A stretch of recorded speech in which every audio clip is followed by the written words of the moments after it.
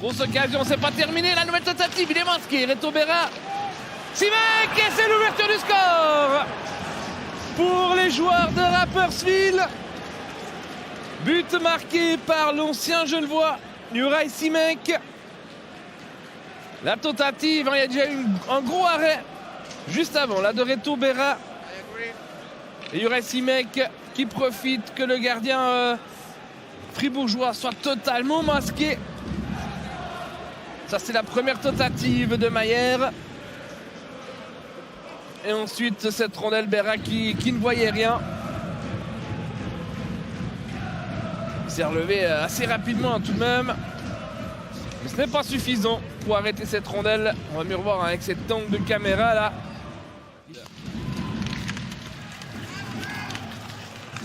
Rodin qui va chercher le deuxième poteau. La Camerzan en bonne position. Et c'est l'égalisation.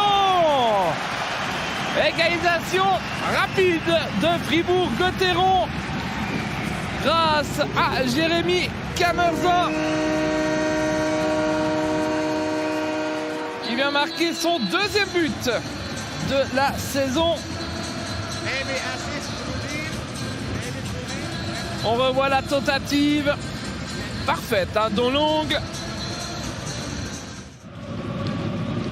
Arrivée du bloc de Stolberg, magnifique, là Stolberg, la Schmutz au centre. Stolberg qui fait tout seul. Et c'est 2-1 pour Fribourg-Gotteron.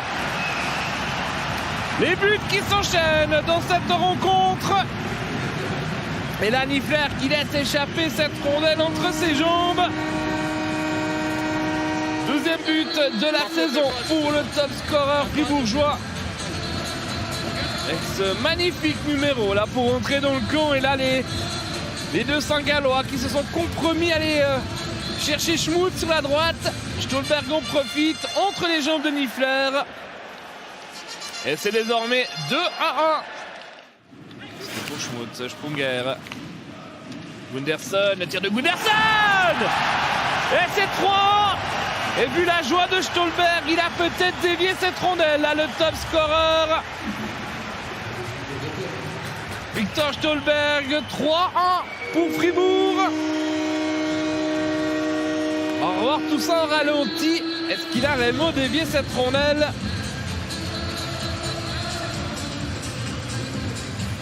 Elle semble être touchée. Et très bon travail défensif des Fribourgeois qui peuvent repartir avec Stolberg. Sprunger le tir. Et ça finit au fond. But de Julien Sprunger. Un Niffler qui n'est pas dans un grand sort, très clairement. Qui laisse échapper cette rondelle. Et 7e but de la saison pour Julien Sprunger. On revoit là ce tir côté mitaine. Et a priori un coach challenge demandé par le staff de Rapperswil.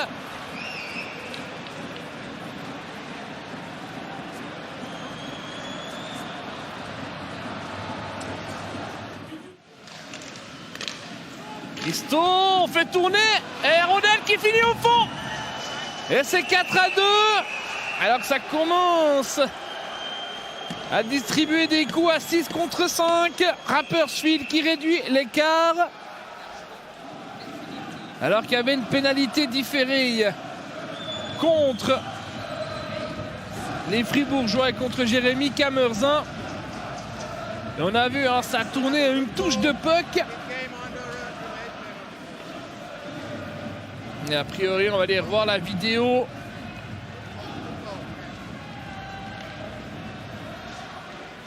Et ce tir de Christo. C'est un autogol là. Le rebond de... On va garder cette rondelle pendant les 5 dernières secondes. Histoire de commencer à 5 contre 4. Le tir! Et la réduction du score à 1 seconde du terme de cette deuxième période. Ouais, Berra, il nous casse sa crosse. On va voir la vidéo, sûrement pour voir si le but est marqué dans le temps réglementaire. En tout cas, la pendule de la patinoire, il restait encore 1 seconde. Hérault qui a joué avec le dos de Reto Berra pour aller marquer cette réussite. Ah, c'est un but malin d'Hérault et Berra qui ont cassé sa crosse de rage. Et attention, de nouveau. Christo. Et la rondelle qui revient sur les Fribourgeois qui tente sa chance, c'est dévié, c'est freiné. Et ça finit au fond. Et Fribourg qui va s'imposer grâce à cette 5e réussite marquée par un Planalp dans la cage vide. Et peut-être un petit peu de réussite et au fond aussi du côté fribourgeois. Avec cette rondelle freinée. Dévié qui finit dans la cage vide. Et Fribourg qui vient chercher un 3e succès de rang. Et même un 5e en 6 matchs.